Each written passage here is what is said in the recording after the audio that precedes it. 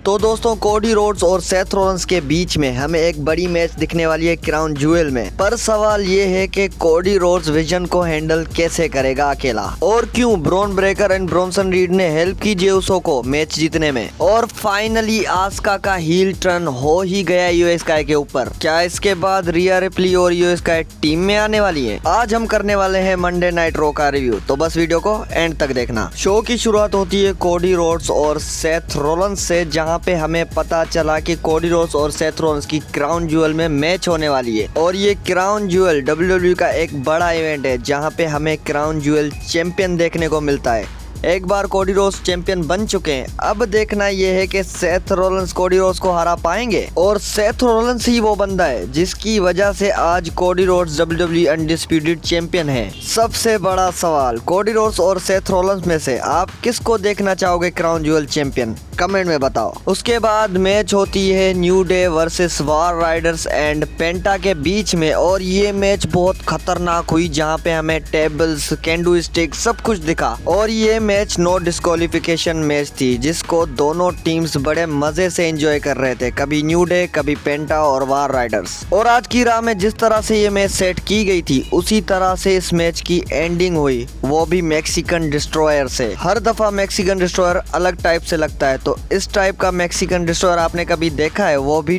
Top rope से पेंटा ने मारा। इसके साथ साथ वार राइडर्स और पेंटा इस मैच को जीत जाते हैं। उसके बाद रिंग में एंट्री होती है हमारी new women's world champion Stephanie Vaquer की। अब स्टेफनी वकेयर का भी क्राउन ज्वेल में मैच होने वाला है टिफनी स्ट्रेटन से, अगर टिफनी चैंपियन रही तो, क्योंकि टिफनी की मैच होने वाली है नाया जैक्स और चैड गार्गिल के साथ, वो भी नेक्स्ट स्मैकडाउन में। अगर टिफनी ने सक्सेसफुली रिटेन कर लिया अपना टाइटल तो हमें मैच दिखाई देगा टिफनी स्ट्रेटन वर्सेस स्टेफनी वकेयर के बीच में। फिर स्टेफनी बैक स्टेज जाती है जहाँ पे रिया और निकी उसको कंग्रेचुलेशंस करती है, लेकिन वहाँ पे टांग अड़ाने आ जाती है आस्का स्टेफनी को बोलती है कि तू डिजर्व नहीं करती, ईओ डिजर्व करती है। तो स्टेफनी बोलती है कि मैं डिजर्व करती हूँ तभी तो मैं चैंपियन हूँ। तो उसी गुस्से में रिया रिप्ली ने चैलेंज कर दिया आस्का को मेन इवेंट मैच के लिए। तो आज की राह का मेन इवेंट सेट हुआ रिया रिप्ली वर्सेस आस्का। फिर उसके बाद बैक स्टेज में लायरा वल्केरिया के साथ दिखी बेली, और बेली का मूड आज अच्छा था क्योंकि वो आज सही वाले कैरेक्टर में थी जो उनका हगर कैरेक्टर है। तो बेली लायरा को बोलती है कि तू मेरी मैच में मेरे कॉर्नर में रहना। लायरा बोलती है सच में? बेली बोलती है हाँ मैं जोक नहीं कर रही, तू मेरे साइड में आना। और एक बात तो है, बेली के इस कैरेक्टर ने लायरा को टोटली कंफ्यूज करके रखा है, कभी हगर बन जाती है कभी सीरियस। फिर बेली का मैच स्टार्ट होता है रॉक्सेन परेज के साथ, जहाँ पे बेली का कैरेक्टर अचानक से स्विच हुआ। जब रिकेल और लायरा बाहर लड़ रहे थे तभी उसी टाइम बेली को गुस्सा आ गया। फिर उसी गुस्से में रॉक्सेन को एक नी मारा और मैच जीत गई। बेली के जीतने की खुशी में लायरा सीधा रिंग में आती है और हक करती है बेली को, लेकिन बेली को ये बात पसंद नहीं है और लायरा को धक्का दे दिया, मतलब अपना कैरेक्टर स्विच कर लिया। इस चीज को देखकर लायरा बहुत परेशान हो गई और पता नहीं WWE इस स्टोरी को कहाँ ले जाएगी। फिर बैक स्टेज में एले नाइट आ रहा था, तभी उनके पीछे से रूसेव और डोमिनिक दिखे, जहाँ पे रूसेव डोमिनिक को घेर के खड़ा था। भाई मतलब डोमिनिक सच में परेशान हो चुका है रूसेव प्रॉब्लम से। फिर उस चक्कर में डोमिनिक फिन बेलर से हेल्प मांगता है, जहाँ पे फिन बेलर उसको बोलते हैं कि भाई मैं क्या करूँ, अमेरिकानों से हेल्प ले। डोमिनिक बोलता है कि भाई हम एक टीम है और जजमेंट डे के लिए तुम्हें मेरी हेल्प करनी पड़ेगी। उसके बाद इन्होंने बकरा बनाया जेडी को, और जेडी मैकडोनाल्ड ने एक्सेप्ट भी कर दिया रूसेव के साथ मैच।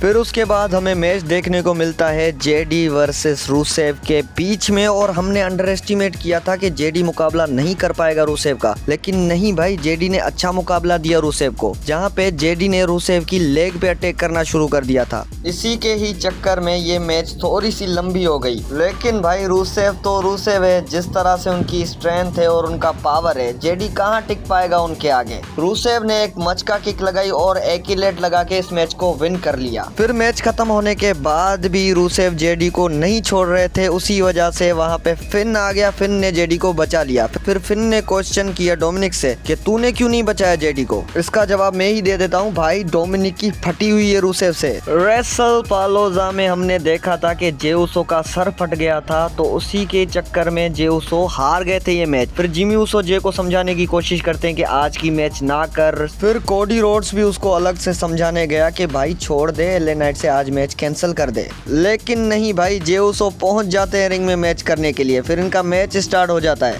और WWE वालों ने इनकी राइवलरी अच्छे तरीके से बिल्ड की और जे उसो का जो अभी कैरेक्टर दिख रहा है ना, अब ये तो कंफर्म हील बनने वाला ही है। मैच सही चल रही थी, सब कुछ सही चल रहा था जब तक विजन यहाँ पे नहीं आ गई। विजन के चक्कर में एलए नाइट डिस्ट्रैक्ट हुआ और जे उसो ने स्प्लैश मार के इस मैच को विन कर लिया। फिर जे उसो चले जाते हैं, लेकिन विजन की आंखें एलए नाइट पे थी, वो एलए नाइट पे अटैक करने वाले थे, तभी वहाँ पे आ जाते हैं जिमी उसो। अब जे उसो और एलए नाइट की राइवलरी अलग ही लेवल पे पहुंच चुकी है, जिसमें इन्वॉल्वमेंट विजन की भी है। अब देखते हैं आगे क्या होता है। फिर उसके बाद मेन इवेंट मैच होता है आस्का वर्सेस रिया रिप्ली, और इस मैच में आस्का बहुत ज्यादा स्ट्रॉन्ग दिख रही थी रिया रिप्ली से, और आस्का का एक ही मोटिव था कि कायरी सेन अटैक करे रिया रिप्ली पे। बार बार कायरी सेन को फोर्स किए जा रही थी कि अटैक कर भाई, अटैक कर, लेकिन कायरी सेन हर बार मना कर देती है। फिर फाइनली कायरी सेन ने रिया रिप्ली पे अटैक कर दिया, लेकिन उसके चक्कर में आस्का इस मैच को हार जाती है। उसके बाद आस्का ने रिया रिप्ली पे अटैक किया और कायरी सेन ने भी अटैक किया, उसको देखकर बचाने आ जाती है इयो स्काई, लेकिन इयो स्काई पे भी आस्का और कायरी सेन टर्न कर देती है। और ये काफी दिनों से हो रहा था, जिस तरह से आस्का इयो स्काई के लिए पॉजिटिव थी तो ये होना ही था।